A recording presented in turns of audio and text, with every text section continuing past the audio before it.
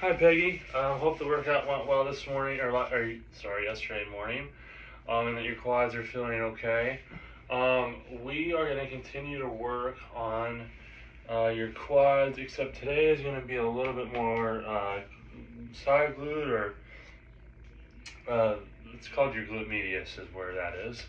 But so I expect your quads to be a tiny bit tired today. That's why I'm making the shift over a little bit. So your quads will feel it a little bit, but it should be primarily the side of your leg that you feel. So all that you need today is an ottoman or something that's raised up a little bit, because we're going to do some our lower body exercise is going to require that today, and then a towel. So those are the only two things you need. What I'm going to have you do is I'm going to have you do a lateral step up. So I have this by doing these body weight, but because of the time under tension we did yesterday. But if you feel like you can add the dumbbell, I guess that's fine too. So your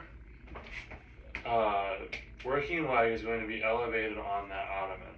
I'm a little turned so that like you can see me in the camera, but you should be pretty straight ahead. So, and that's better. So like don't be out like this. Have that not elevated leg pretty close to you. And so like it's just the same as when we do a split squat or a lunge. This leg we are loading first. We're really not trying to drive off of this leg hardly at all.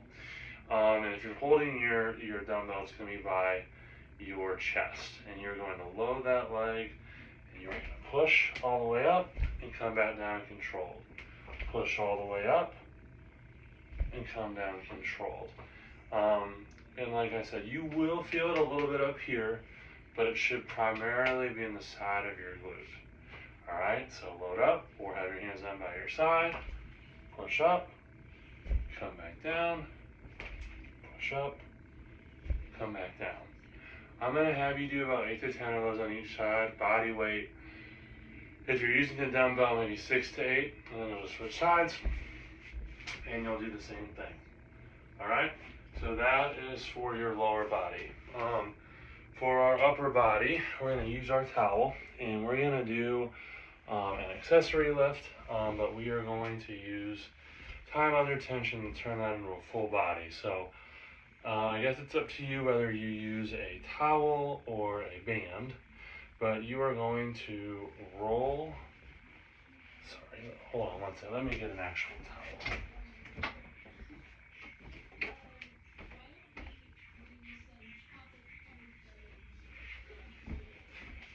You're going to roll your towel up, and you're going to pull across. You're going to have it starting way down at your hips, and you're going to do a bicep curl.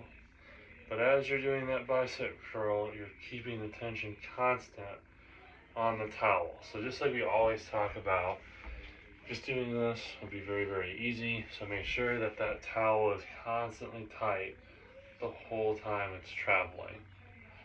Okay? And you will do 10 to 12 of those. For our back, we're going to do a new exercise today. It's really for the upper back. I'm going to use this closet, but I'm going to explain the setup. So anytime we do isos, right, we concentrate a lot on our breathing. So make sure that as we're holding this position, we are maintaining good breath pattern. So into the nose, out through the mouth. But your elbows are going to be into the door or the wall behind you, and you are going to think about squeezing your shoulder blades together and digging your elbows into the door. So I'm here. I've got my elbows in the door. My elbows are the only thing that is pushing. My elbows are the only things that's touching the door. So I'm driving my elbows into the door. I'm focusing on my breathing. I'm going to hold for about 4 to 6 breaths, and then I'm going to relax. But what you're doing, Peggy, is you are driving your elbows into the door, squeezing your shoulder blades together, and holding. All right. So by the time you release, you should really feel that upper back work. And then for our abs today, we're going to incorporate a little bit of cardio in that core stability idea. We're going to do these with mountain climbers.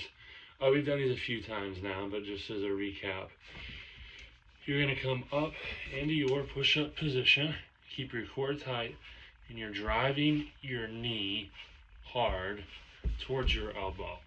So it's not necessarily fast so that your hips hike up.